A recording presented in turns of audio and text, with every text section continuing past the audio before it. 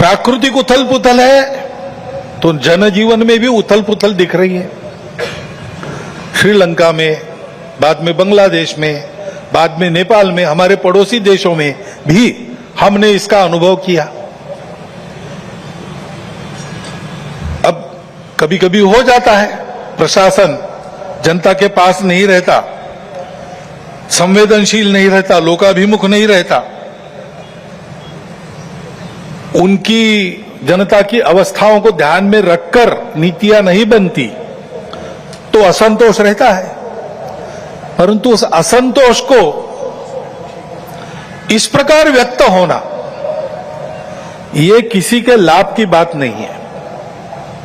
अभी अभी प्रमुख अतिथि महोदय ने कहा, 25 नवंबर के भाषण की याद की, उसमें इस प्रकार के जो आंदोलन है जिसमें इतनी सारी हिंसा और विनाश होता है, डॉक्टर अंबेडकर साहब ने उसको ग्रामर ऑफ अनार्की कहा है।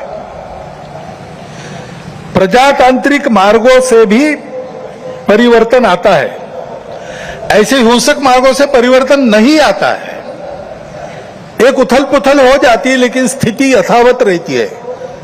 पूरे दुनिया का अभी तक का इतिहास देख लीजिए, जब से ये उथल पुथल वाली तथाकथित रिवॉल्यूशंस, क्रांतियां आई, किसी क्रांति ने अपने उद्दिष्ट को प्राप्त नहीं किया।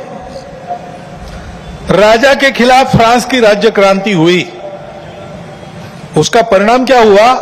नेपोलियन बादशाह बन गया, वही राजतंत्र कायम रहा।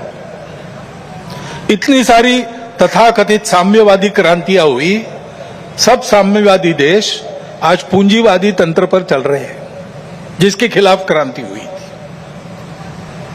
ऐसे हिंसक परिवर्तनों से उद्देश्य नहीं प्राप्त होता है, उल्टा इस अराजकता की स्थिति में देश के बाहर की स्वार्थी ताकतों को अपने खेल खेलने का मौका मिलता है।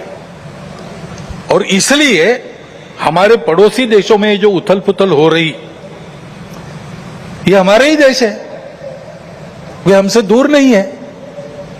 कुछ वर्ष पूर्व भारत ही थे, हमारे अपने हैं।